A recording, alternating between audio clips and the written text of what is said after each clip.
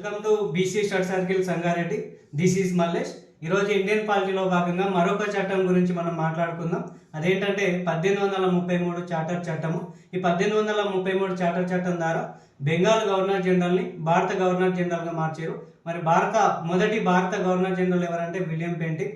ఈ William Bentinck అనే person తీసుకుంటే ఈయన 1829 సంవత్సరంలో భారతదేశంలో సతీ సహగమనాన్ని నిషేధించిన గవర్నర్ జనరల్ అని చెప్పవచ్చు. ఈయన భారతదేశంలో రాజా రామ్మోహన్ రాయ్ కృషి మేరకు దీన్ని రూపుమాపడం జరిగింది. సో అదేవిధంగా 1833 చార్టర్ చట్టం ద్వారా మనకు లా కమిషన్ ఏర్పాటు చేసిండు. ఇట్లా లా కమిషన్ మొదటి చైర్మన్ ఎవరంటే లార్డ్ మెకాలే. ఈ లార్డ్ మెకాలేనే భారతదేశంలో ఆంగ్ల విద్యా విధానాన్ని ప్రవేశపెట్టడం జరిగింది. ఈ ఆంగ్ల విద్యా విధానం మనకు 1835 నుంచి అమల్లోకి రావడం జరిగింది. సో దీని తర్వాత 1854లో గుడ్స్ డిస్పాచ్ అనేది ఆంగ్ల విద్యా విధానానికి మాగ్నా కార్టాగా మారుతుంది.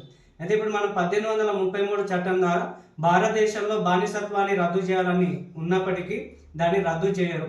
దీన్ని రద్దు చేయకపోవడానికి కారణమైన వ్యక్తి ఎవరు అంటే ఎలిన్ బారో అనే పర్సన్ మనం చెప్పవచ్చు. తర్వాత ఈయన భారత గవర్నర్ జనరల్గా పనిచేసినప్పుడు ఎలిన్ బారో 1843లో బానిసత్వాన్ని మళ్ళీ రద్దు చేయడం జరుగుతుంది. అయితే మరి ఇది బానిసత్వాన్ని ఇంగ్లాండ్ వాళ్ళు ఎప్పుడు రద్దు చేసారు అంటే 1813 చార్టర్ చట్టం ద్వారానే రద్దు చేయాల్సి ఉంటే కానీ భారతదేశంలో రద్దు చేయరు. 1833లో ప్రపోజల్ వచ్చింది, అయినా కూడా రద్దు చేయరు. మరి భారతదేశంలో బానిసత్వాన్ని ఎప్పుడు రద్దు చేశారంటే 1843లో రద్దు చేయడం జరిగింది. సో ఈ చట్టానికి సంబంధించి ఇవి ముఖ్యమైన అంశాలుగా మనం గుర్తుంచుకోవాలి. Thank you.